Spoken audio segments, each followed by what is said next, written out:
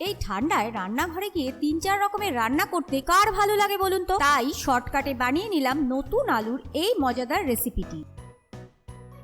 প্রথমে কড়াইতে তেল দিয়ে গোটা জিরে, শুকনো লঙ্কা, তেজপাতা আর গোটা গরম মশলা ফোড়ন দিলাম। দুটো মাঝারি পেঁয়াজ কুচি আর দুটো টমেটো কুচি দিয়ে দিলাম।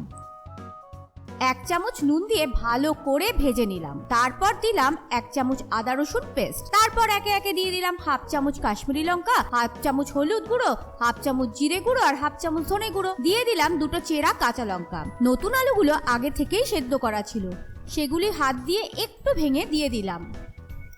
এবার দিয়ে দিলাম 1 বাটি কড়াইশুঁটি। ভালো করে উল্টে পাল্টে মিশিয়ে নিলাম। 1/2 চামচ গরম মশলা আর 1/2 চামচ চিনি দিলেই তৈরি আমার মশলা আলু। ওপর থেকে ছড়িয়ে দিলাম ধনেপাতা। বিশ্বাস করুন, শীতের রাতে গরম লুচির সাথে এই টক ঝাল মশলা আলু আমি